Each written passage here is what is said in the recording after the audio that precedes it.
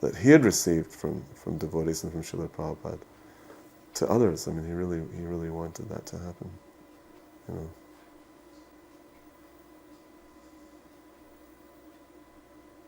So getting back to when I asked him about why don't you take initiation from Prabhupada, you know, he says, I don't need to, I've already got a spiritual name. I said, what do you mean you got a spiritual name? He said, my name's Hari son of Hari.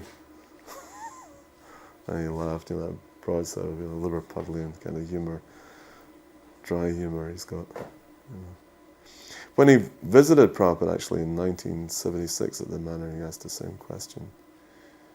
He said, do you think I should move into the ashram, shave up, you know, wear tilak, you know, wear dhoti? Prabhupada said no. Because he came with Ravi Shankar's sister, Lakshmi Shankar. He just recorded one song called Krishna, Where Are You? And so he had made the musical arrangements, written the words, and she had sung it. And he played that for Prabhupada, and Prabhupada listened to it. And he said, yes, he said, this is the mood of the 6 Goswamis. Krishna, where are you? I've not captured you. I would love to capture you. I'd love to have you in my vision, you know, eternally, but you're always disappearing out of my sight. This feeling of separation. You know, I said, this is Vipralamba. I said, this is very pleasing. He said, you go on writing lyrics and music like this. So this is your service to Krishna. But you live outside. He said, it will not be good for you to live in the ashram. He said, you remain outside and you can do much more preaching. You'll reach many more people. Prabhupada was, you know, very understanding. And one time he actually went with Ravi Shankar, and when they went in to see, Prabhupada was actually there at the time when they came in. And when George came in front of Prabhupada, like I said, he loved paying his full dandavats. So he did that in the presence of Ravi Shankar. And Ravi Shankar's got a bit of an ego, obviously, because, you know, he's a musician and very talented. And he always presumed that George was his disciple. You know, so there was a little bit of sort of envy going on because he never did that in front of him. He did it in front of Prabhupada. And Prabhupada immediately understood Ravi Shankar's mood. So he sent George, you know, after speaking with him, he said, you must be hungry. Go to the kitchen and get prasadam. And he told one devotee to take him. And so when he was in the kitchen eating samosas or whatever else he was enjoying, he sat with Ravi Shankar, and that kind of pacified, that placated Ravi Shankar's kind of false ego.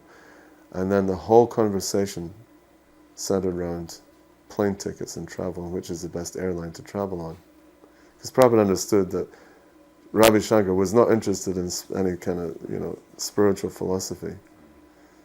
But he just talked to him and he related to him in a way that he could, you know, just keep up the conversation. Prabhupada was expert at dealing with everybody. Because he knew George's love for prasadam, and he knew there was something going on between him and Ravi Shankar, and, you know.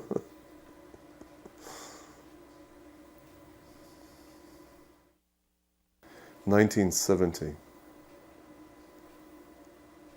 and it was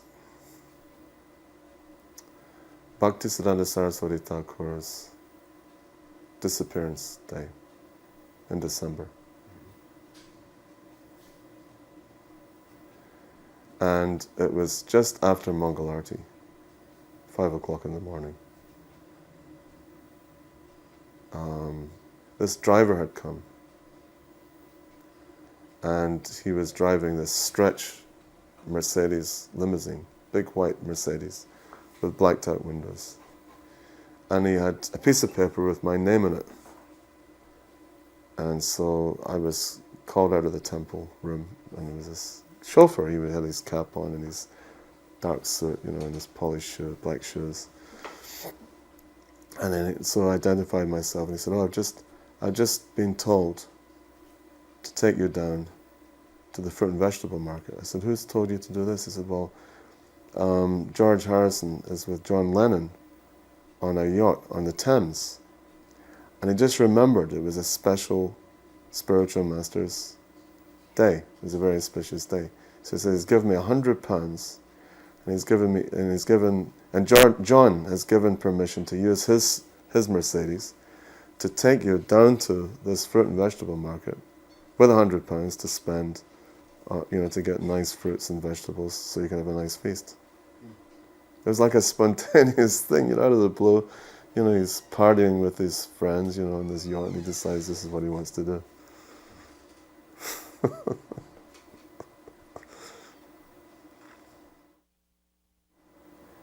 When I used to go with him to visit these different properties, he'd always have a bead bag in his hand. He'd always, be with one hand was on the steering wheel, steering the car, and the other hand was in his bead bag, chanting.